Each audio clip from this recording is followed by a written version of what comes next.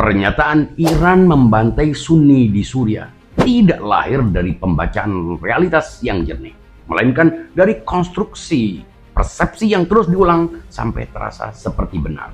Konflik di Suriah tidak pernah tunggal dan tak pernah sederhana.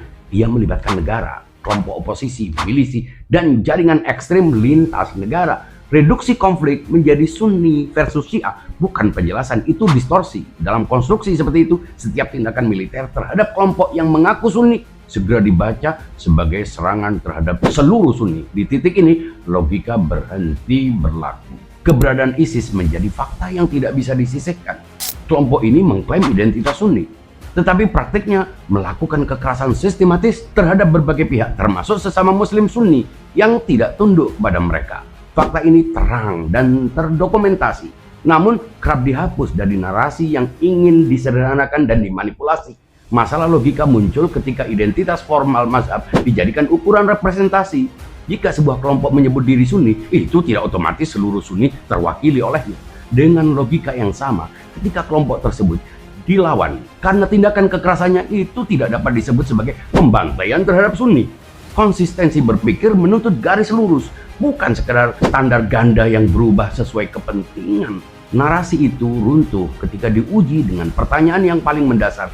Jika Iran memang memusuhi Sunni sebagai identitas mazhab, mengapa justru mendukung perjuangan di Gaza yang didominasi oleh kelompok Sunni? Jika tujuan utamanya membantai Sunni, mengapa tidak terjadi di wilayah Iran sendiri yang juga memiliki populasi Sunni? Jika kebencian sektarian menjadi motif, mengapa Iran harus jauh-jauh pergi ke Suriah dan bukan pada ruang yang paling dekat dalam teritorinya? Pertanyaan itu bergerak lebih jauh. Andaikan penduduk Gaza adalah Syiah, adakah negara lain yang berbeda mazhab yang akan membela secara konsisten, menanggung biaya politik, ekonomi, dan militer sebagaimana dilakukan oleh Iran? Kontradiksi ini tidak dapat dijawab oleh propaganda, karena propaganda tidak dibangun untuk menjawab, tapi untuk mengulang-ulang narasi kebencian. Fakta lain yang tidak bisa dihapus ketika Iran berada dalam tekanan, tidak ada koalisi negara-negara Muslim yang berdiri membelanya. Dunia Islam tidak bersatu. Sebagian diam, sebagian menjauh, sebagian justru berpihak kepada lawan. Inilah hasil konkret dari propaganda yang terus-menerus menanamkan persepsi negatif. Sementara itu, fakta empiris menunjukkan arah yang berlawanan. Komunitas Syiah justru berulang kali menjadi target kekerasan.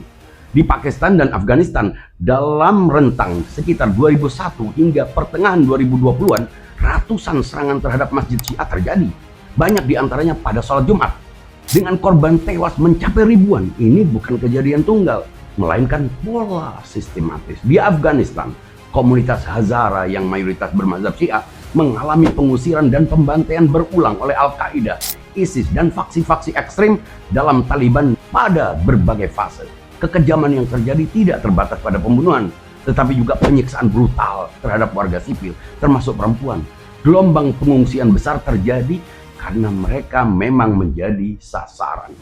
Perkembangan terakhir menunjukkan adanya perubahan setelah Taliban menjalin hubungan dengan Iran dan mulai memahami bahwa Iran tidak bergerak atas dasar kebencian sektarian mazhab. Namun fakta historis penargetan terhadap Syiah tidak bisa dihapus. Dalam konflik Balkan pada 1090-an di Bosnia dan Herzegovina, Serbia dan Kroasia, umat Islam Sunni mengalami pembantaian. Dalam kondisi embargo dan keterbatasan bantuan, dukungan dari Iran hadir. Kesaksian Presiden Alija Izetbegovic mencatat bahwa ketika banyak pihak tidak bertindak, bantuan nyata datang dari Iran, termasuk dalam bentuk senjata dan makanan. Rangkaian fakta ini membentuk satu garis yang tidak bisa dipatahkan. Iran tidak bertindak atas dasar kebencian mazhab. Meski demikian, komunitas Syiah tidak pernah menyimpulkan bahwa para pelaku kekerasan tersebut mewakili Sunni. Mereka tidak menyebut Sunni sebagai pelaku. Mereka memandang kelompok-kelompok ekstrem itu sebagai penyimpangan, sebagai Sunni palsu yang kemunculannya terkait dengan konfigurasi politik global, termasuk kebijakan Amerika yang membuka ruang bagi lahirnya kelompok seperti ISIS. Sebagaimana diakui dalam berbagai pernyataan pejabatnya, termasuk Hillary Clinton, mantan Menlu Amerika. Inilah pembalikan realitas. Yang berulang kali menjadi korban justru dituduh sebagai pelaku. Karena itulah Iran harus diposisikan buruk, Syiah harus dibenci, agar terisolasi dari umat seagama. Hasilnya sekarang terlihat jelas. ketika Iran diserang. Tidak ada koalisi yang membelanya. Dunia Islam diam. Sebagian bahkan mendukung lawannya secara terbuka atau diam-diam. Itulah hasil dari propaganda Iran membantai Sunni di Suriah yang terus diulang. Hingga imajinasi itu diyakini sebagai fakta. Refresh your mind.